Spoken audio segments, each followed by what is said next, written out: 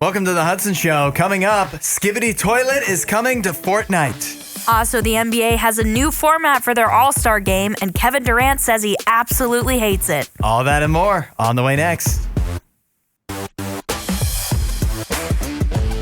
Last night in the NBA, an NBA Cup champion was crowned. Giannis and the Milwaukee Bucks got the win over the Oklahoma City Thunder. If the Cavs won the NBA Cup, would you go to the victory parade? No, but I would. Would they even hold one? I doubt they would hold one, but I would expect them to put a banner up. Would you go to the banner up there? No. That would feel pretty corny. But that was the only big story out of the NBA last night. Also, the NBA has announced how they are tweaking their All-Star game format. Tweak isn't even the right word. How they are revamping the All-Star game. Instead of simply having an East versus West or like Team LeBron versus Team Steph, now what they are doing is they are going to have 4 teams that are going to play in a tournament where the games go to 40 points, so they're shorter. So those all happens in one night. So obviously 2 plays 2. The winners each face each other in the championship. 3 of the teams are made up of NBA players, and then the extra team is the Rising Stars team. Yeah, which is still NBA players. Right, yeah. But they have to be in their first 2 years. Right. Yeah. And all of the teams in this case will be drafted by Charles Barkley, Shaq, Kenny Smith, and then WNBA star Candace Parker for the Rising Stars. I don't know if she'll be actually drafting the players. How they've done the Rising Stars in the past is they've had some of the NBA greats draft those teams for the Rising Stars games, because they have had this format for Rising Stars, the whole, create 4 teams, 2 play each other, and then 2 play each other. Then the winners of both of those games play each other for the championship, and they play them with that style ending of we have to try and get to a certain amount of points. Yeah. So they've done that. So I don't know if Candace is actually going to draft him, but I think she's going to be the GM. What's that even mean? I don't know what that means. What kind of power does that come with? Yeah, I mean, I feel like if the Rising Star team won with a coach that's an NBA legend, why wouldn't you want to keep that, coach who was a former player? I think last time they had Gary Payton and, some of those guys that are just I think they've even had, anyways. You really know a surprising amount about the NBA Rising Stars game. I actually do really like that format, so I don't necessarily agree with Kevin Durant here, who says he hates it. Yeah. Kevin Durant already, within hours of this announcement, literally said, quote, "I hate it, absolutely hate it." He thinks it should just be the East versus West like it's typically been. But you disagree? You think this is a good improvement? I disagree, not because I don't think East or West was bad, or, Team LeBron and Team Durant or Team Steph Curry, whoever the top 2 vote getters were, those were the team captains. I don't think those were necessarily bad, but if you watched the games themselves, they were not very entertaining. And that's mainly because there's no drama. It is all just offense. No one plays defense. And they're, I would imagine for the players, they're having a great time out there. This is fun. They're just enjoying just playing basketball. But for a viewing audience, it certainly isn't. And so to add in this extra, bit of drama where it's a tournament, and also you have to try and reach the first team to reach 40 points wins the game, I think it will help. Well, I mean, first of all, I'm not going to get upset either way. I don't care about the NBA regular season. I surely don't care about the All-Star game. And I don't think there's a thing they could do to make me care. But I don't think, at the end of the day, I still think the players don't really care. So I just don't think that it's going to change our feelings watching it as fans. My idea, I don't know why they ignored it. The one thing that might make it interesting to me is if you did USA players versus the world, because I feel like, the Olympics are not really a great representation. Obviously, the United States is going to win, but if you had Luka and Giannis and Shai and all the international players on one team, then you have a fair fight. Yeah. And the player, there might actually be some bragging rights there, too, that actually matter, particularly to the American players. So that is the one thing I could think of that could, and I think that was kicked around, but obviously they didn't go with it. But again, at the end of the day, this is rearranging deck chairs on the Titanic. What could they do to actually make the All-Star game matter? They can't. Every sport has this problem. Yeah. There's nothing they can do. Yeah, it's true. Every sport has this problem with their All-Star games. They're not that entertaining. They're not that fun. And so they're pointless. Yeah, it's hard to try and manufacture the interest and drama, but that we'll see what happens. I know as an NBA fan, I'll probably tune in and watch it and see how it goes, but yeah, I don't know how much this will help. I do have some good news. The FTC yesterday instituted a new rule. They're going to start requiring businesses to disclose the entire price, the actual total price of, for example, a hotel stay or live event tickets, like if you're going to a concert. They will not be able to hide fees that don't show up until you're about to check out. I think this is a great move. So good. I'm glad they're doing this, but I want to throw a little bit of a wet blanket on the idea. Why? Because let's not all fool ourselves and think that this is going to make... They're not banning fees. No, yeah. They're just making it so that you have to see them up front. And so let's not trick ourselves into thinking that this is going to make anything cheaper. Right. It's just going to make you actually know what you're paying up, when you're shopping for your hotel or whatever, which is good. It's how it should be, but it's not as good as I wish it was. I mean, it's definitely not going to ban the fees that you're thinking are useless or like, what is this going to? Yeah. But it will help you save some time in finding a better deal because you'll see that upfront disclosure of the actual cost. And I actually know, even though this doesn't go into effect until April of next year, Airbnb used to get slammed for this because, it would give you the cost of how much it's going to be for your night stay or multiple night stay. Yep. And then you go in and there's this extra fee, a cleaning service fee, and all of this stuff and increase, almost doubles the price. Oh, the fees on Airbnb, because many of them were set by the host and not Airbnb themselves, they could put whatever they wanted there. And you'd get all excited. You thought you found a real good deal. And then you go to check out or whatever. And then it's like, oh no, this is the cleaning fee is as much as the stay. Right. So cool your jets. Yeah. But Airbnb has now started doing the total cost thing. So they started this even before the Federal Trade Commission decided to make this ruling. I think they probably knew it was coming down the pipeline. But now when you go to try and book an Airbnb, it'll show you below the night stay cost, it'll show you total cost. Yeah. So it gives you an idea of what it actually is. And it's kind of insane how much it goes up, but at least it tells you so you don't have to click in and then go to the checkout to figure out how much it'll actually be. Yeah, that's it's just been a ridiculous process. Yeah. Now it might cut down too, I think, on some of your impulse buys. If you're thinking about like, oh, this concert's coming up, I think I can afford it based off of what I see here. And then you go to check out and you're like, well, maybe not, but I already have them in my cart, so I guess I'm going to do it. But if you see the upfront price, I think you might just be able to, it might be a little easier to talk yourself out of stuff when you just get the sticker shock up front and then after you've already made yourself super excited about it. Right, and put it in your card and entered your card information and everything. Signed in. So it's a positive move. Yes. I just, for a lot of these fees, I'm sure somebody could tell me, oh, no, this is actually important and necessary. It goes to this thing. And it's it just feels like it's a way, you're just making stuff up to tack on extra fees. And so I wish that would go away. Yeah. But they're not banning that. They're just banning hiding the fees until the very end. Right. I know that Time just named Donald Trump Person of the Year. Mm-hmm. I want to change that to the FTC chairman because I feel like they've been making some good decisions lately.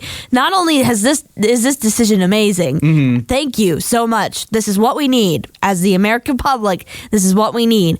Secondly, they also did the whole click to cancel subscription thing to make our subscription canceling easier. So thank you. I don't know what her name is, but she did a good job. Lena Khan. Thank you, Lena. She's about to obviously be out the door, so she's making an impact on her way out. I wish we could kind of get Nene's reaction to this. Same. Cowboys owner Jerry Jones is in the news. For some reason, he was asked yesterday on his weekly radio segment in Dallas. He was asked if he's ever eaten raccoon. I do know the reason. It's because they just played the Carolina Panthers. Their wide receiver, Xavier Legette, claims that he ate raccoon on Thanksgiving and it was delicious. Oh, a Thanksgiving meal. And make that two because Jerry Jones says, owner of the Cowboys, I've eaten a lot of raccoons. Also, one of my favorites is squirrel. It's wonderful. We all had our favorite pieces. My mom and I would even ask for the brain of the squirrel. Delicious. Seriously. It's a quote from Jerry Jones. Wow. So he just let that all out. Yeah, future food fight idea. We can do that. Brains. Do you think if it was since it is revolving around the Cowboys, we could get Nene involved in that as well? I absolutely do. I think we got to be like, hey, if you want to continue being a Cowboys fan, you have to live the Jerry Jones lifestyle, which is eating raccoon and squirrel brain. Yeah. Would you do it? Have you done it? No, I've not done it. I've had squirrel before. I've never had raccoon before. So I guess I would try it, but I don't know if I would try the brain. I gotta be honest. The brain would be tough. I've never had either myself. However, I did grow up in the country, and I definitely knew a few good old boys that would definitely cook up a squirrel. Yeah, and enjoyed it. They loved it. So yep. I feel like it can't be so bad. I've said it before. I don't know if I've said this on the radio, but it's a pledge I'll make. I'll eat basically anything for a food fight. Would I eat squirrel brains if somebody offered that to me when I was out and about? If I was at a Christmas party and they're like, eat squirrel brains, Hudson, I'd be like, I think I'll pass. But for the show, for entertainment, I cannot say no. Well, we got to write this quote down. Yeah. He will eat anything for a food fight. I certainly wouldn't know. How would you prepare squirrel brains? I have no idea. Like, boil it, fricassee it. Boil it sounds not good. Probably just put it in the air fryer. You can put anything in the air fryer. Probably the way we would go. Man, we've talked a lot about squirrels this year. We talked about peanut a lot. This makes me... Yeah, no thanks. It's a frowny face from you. Yeah. I guess I'll be eating a squirrel all alone then. Isn't it crazy how Amazon can drop at least $200 million on a movie, Red One, release it in theaters. It does not make back that $200 million, and that's on the low end of what they spent. And yet they can still come out here and say, no, it was a big success. That is exactly what they're doing, because after Red One released earlier this year, that's the new Christmas movie starring Dwayne "The Rock" Johnson and Chris Evans.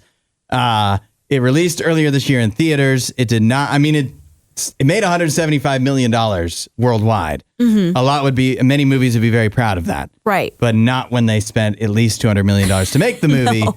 However, Amazon just put it on Prime Video this weekend and said it was their biggest streaming premiere ever. In other words, a big success. I don't know how the biggest streaming premiere ever translates into dollars. Right. And that's what I care about, the almighty dollar. But that's nevertheless, they seem to be satisfied. And I guess that's really what matters. Are you an Amazon shareholder? Are you caring about those stocks? No, but if I was, I think I'd be thoroughly upset. You seemed rather like you had a case for it, Yeah. So I was wondering if your own money was involved. I guess I'm just a little mad on their behalf. Gotcha. But I guess they have a lot of other things to be probably happy about. I think Jeff Bezos has enough money to go around that they'll be okay. They'll recover from this. But yeah, this is interesting. I do think that people were waiting. I think everyone knew that this was eventually just going to make its way to Amazon. Mm-hmm. And this is kind of what we're seeing when it comes to movies that are being released in theaters. Mm-hmm. I know for me, Moana 2 was just released.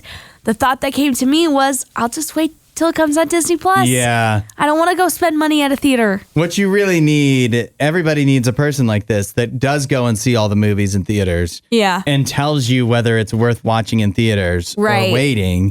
And then somebody that's pretty discerning, but yet somehow they go to see everything. Those are movie critics, right? Yeah. I guess, but I don't know. I feel like a lot of people don't think they can trust movie critics. Yeah. I do know that everybody I asked that did see Red One in theaters, almost universal agreement, wait till it comes to Prime Video. Oh, no. Even if that's not till next Christmas, wait. And not that it was necessarily bad. It's just like you're spending a lot of money to go to the theater. And so that is what I did. I haven't seen it yet, but you know what? There's definitely a shot. You're saying there's a chance that I will see Red One on Prime Video before Christmas time is over. Yeah, there's a chance. I definitely, even though I have Prime, I can almost guarantee I will not be able to do this. Today, Fortnite is getting a whole lot more Phantom Tax. A whole lot more skibbity. They've announced a new collaboration. If you log into Fortnite now, you should be able to purchase this with your V-Bucks. They've got a bunch of new stuff in collaboration with Skibbity Toilet. Yeah. Yeah. It looks like not only are there back blings and you can be Plunger Man, it looks like. Mm-hmm. Most importantly to me, I believe there's an emote where you can actually emote Skibbity Toilet. Somebody posted a video of Godzilla. Godzilla Skibbity Toilet. I don't know, Skibbity Toileting. Would that be the right way to describe it? Yeah. And some, it seems, Fortnite purists are not necessarily pleased about this. The collaboration between Fortnite and Skibbity Toilet.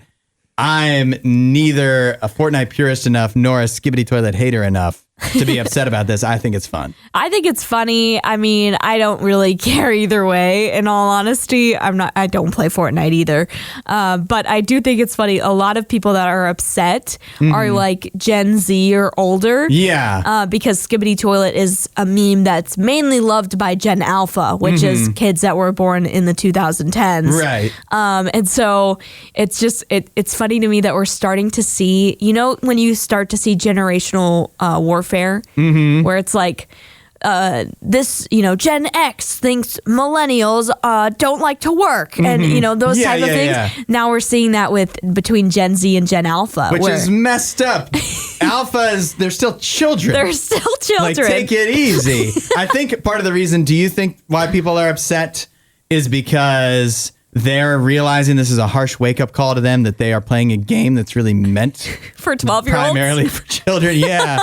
And even worse, when a 12-year-old when you see somebody kills you and they do the Skibbity toilet emote.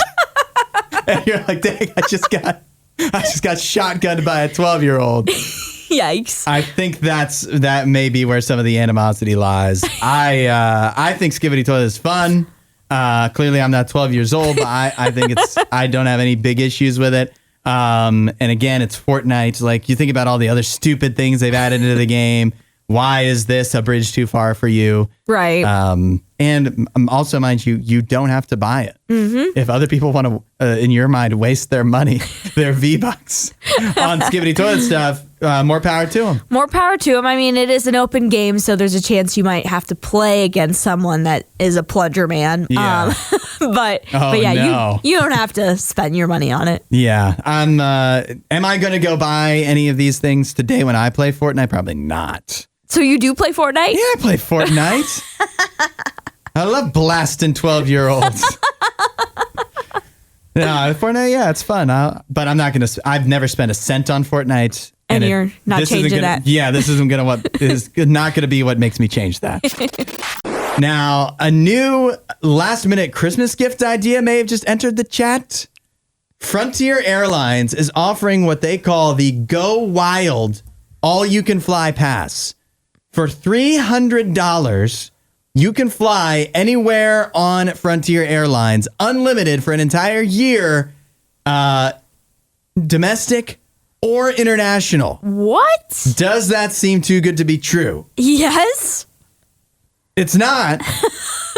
There are some caveats, though. Okay. The main caveat is that if you want to fly domestically, you cannot book your flight until the day before within like 24 hours, basically. Oh. Which includes your return trip. So you could fly to Dubuque, Iowa. Is that where Dubuque is? I don't even know. You can fly to Dubuque. I have no idea. I don't even know if Frontier flies there. Do they even have an airport? It's just picking a place. You could fly there, book your trip 24 hours before, but then once you're there, then you have to start spending part of your time booking your flight back, which may not be when you exactly want it to be. So you just have to be flexible. It literally costs, it's $300, but it's a penny per flight because you actually have to pay something when you book the flight, I guess. Furthermore, the good news is if you want to fly internationally, you have 10 days, a 10-day window to start looking ahead of time for your booking. So you could easily book a week trip ahead of time. Yeah. So that would work. And furthermore, if you want specific seats for your flight, taxes, fees, baggage, that all is additional. But the ticket itself, $299, unlimited, all you can fly.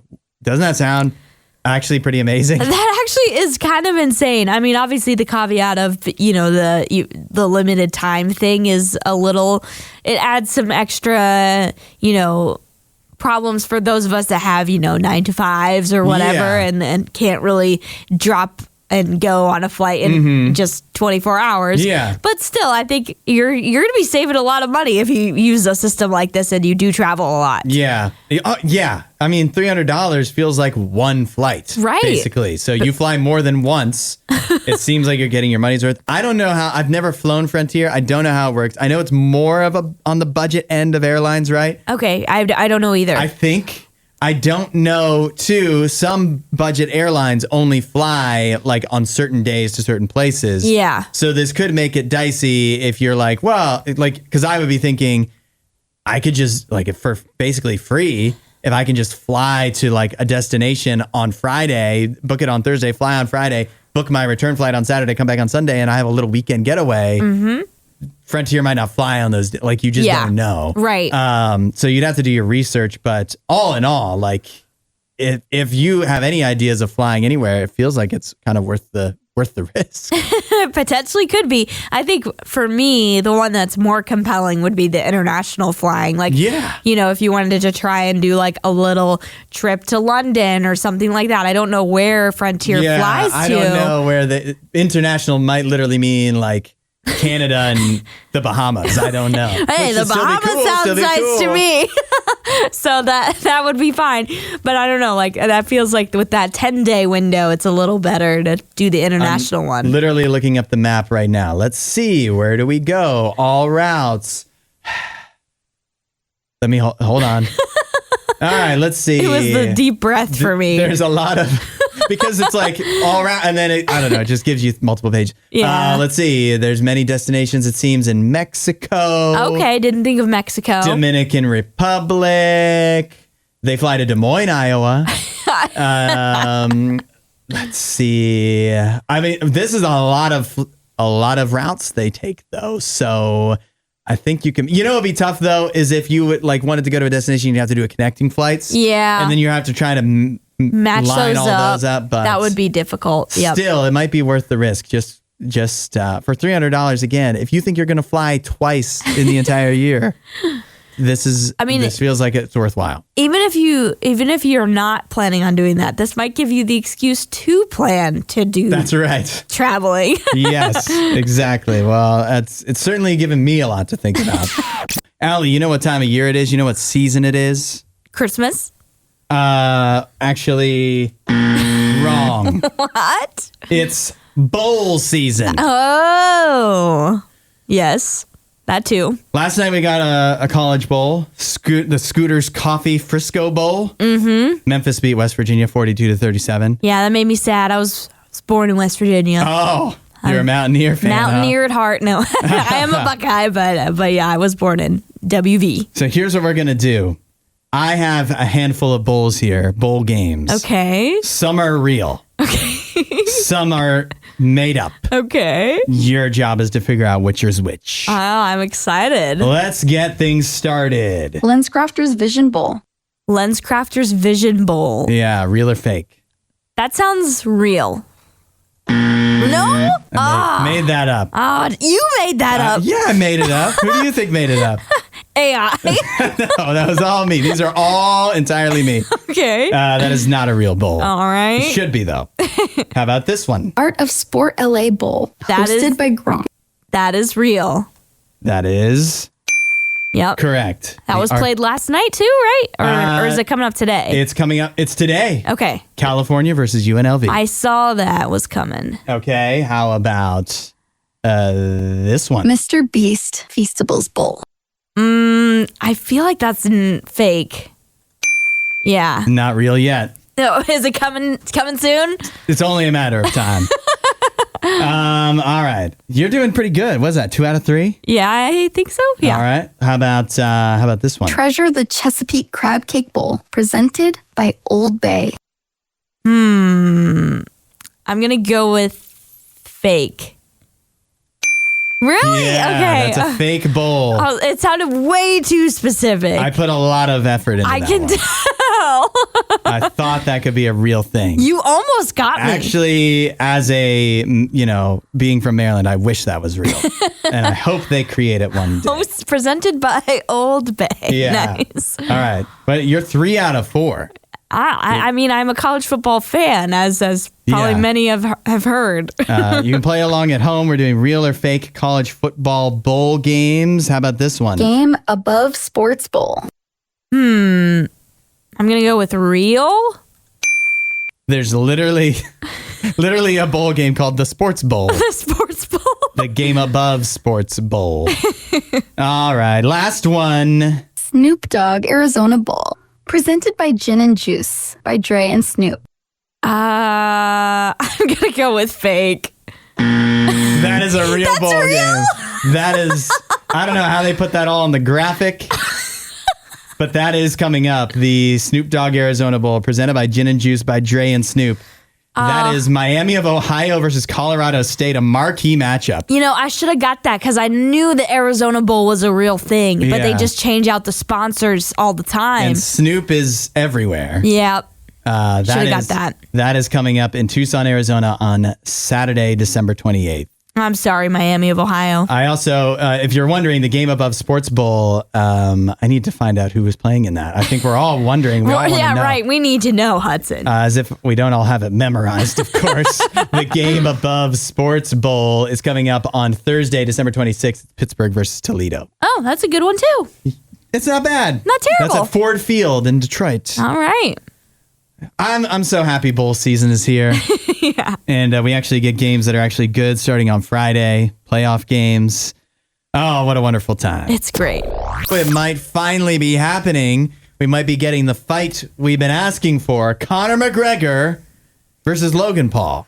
Is that really the fight we've been asking for? I feel like there's a different first name in the one that we've been asking for. Or maybe just 2 different names entirely at this point. Conor McGregor, it is true. Jake Paul is, I had to do a double take on this too, because I get them confused.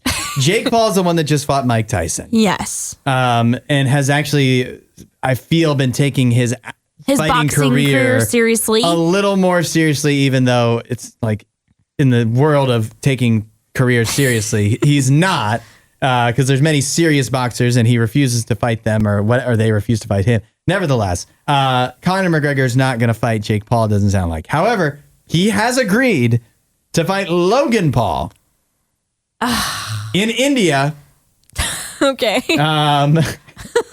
Meanwhile, Logan Paul has not agreed to this. Oh, what? But McGregor, this is the statement. He says, the rumors of a bout with Topuria which is UFC featherweight champion Ilia Topuria, are false. I don't know where those rumors came from. Nobody seems to know where those rumors came from. Yeah, I'm not sure. I haven't heard those ones. But he says, I am in preliminary agreements with the Ambani family to face Logan Paul in a boxing exhibition in India. I have agreed. I will then seek my return to the octagon. Nobody really believes he's going to seek a return to the octagon. No one believes that's happening. Which is too bad. It would be fun. It would be. But this would be for what, obviously, the details are very scant because, again, Logan Paul hasn't even agreed to anything publicly at this point. But obviously, it would be boxing, not UFC. Yeah. The only boxer that Conor McGregor has fought before was Floyd Mayweather. We all know how that went. Not well. Not too well. So I guess he's looking for redemption. Against Logan Paul. Yeah. I mean, it's definitely, I mean, we talked about how we weren't going to fall for the whole Paul fight again unless Conor McGregor got involved. So here we are talking about it again. But I'm disappointed. I wanted this to be Jake Paul, not Logan Paul. I mean, in a way, I'll take what I can get. You'll take any Paul brother? And any Conor McGregor fight. I still want to see him fight. Yeah, fair enough. Whenever he was in the ring, it was always an octagon. And then that one time he was in the ring, it's a spectacle. It's fun. True. And we all know who we'd be rooting for? Conor McGregor, as fun as he is, not exactly a great guy. So. You know, if he was versing Jake, if he was fighting against Jake Paul, I would easily go for Conor McGregor. But Logan Paul, I actually don't mind him as much. Is that weird? You know? Yes, that is. I think he's got like a podcast now or whatever. I've listened to a few episodes of that. He seems like an interesting guy. You know, he's trying to figure things out in life. So Jake Paul just seems a little more annoying to me. So if Conor McGregor starts a podcast, then you would vote for him instead. No, I said I would root for Conor McGregor. You said it's a close call. Well. So if he had a podcast, he would put him over the top. Well, if listen, all right, if it was against Jake Paul, it would be an easy option here. Got it. Go for Conor. Yeah. But I'm just saying, Logan Paul, he doesn't annoy me as much as Jake Paul, so that's why I kind of want it to be Conor McGregor versus Jake Paul. Okay. Well, it sounds like it is definitely possibly happening. Right now we are doing Would You Rather Wednesday, the Christmas edition. Would you rather spend Christmas Eve with Buddy the Elf or Kevin McAllister from Home Alone? You can let us know your thoughts at 8772 RadioU. We heard from Regina, who says, I'll go with Buddy for the laughs. He's not in charge of food, though. I don't know if my teeth could handle him being in charge of food. Nope. And actually, Kevin has pretty good taste. He does. Yeah, he doesn't do bad with the food. He just doesn't want to share. Yeah. Susanna says Kevin. He seems easier to manage, and I bet we could build a cool Rube Goldberg machine or something like that. Interesting. Yeah. That's one thought process. Monica says Buddy the Elf, hands down, nonstop candy and syrup related chaos. Sign me up. What is your thoughts, Allie? I think I would probably go with Kevin. He just seems, I mean, he obviously gets into some mischief for sure. Yeah. But I do think, you know, throughout the movie of Home Alone, you know, he realizes how important family is. And so he has that very important lesson. Really, both Kevin and Buddy learn the importance of family. That's true. But yeah, I think I would go with Kevin. I think I'm going to play it safe. Okay. And go with Buddy. Okay. Because I can't be sure that Kevin isn't going to see me as an intruder. As a threat. As one of the wet bandits. And that he's not going to try to build some kind of contraptions that light my head on fire.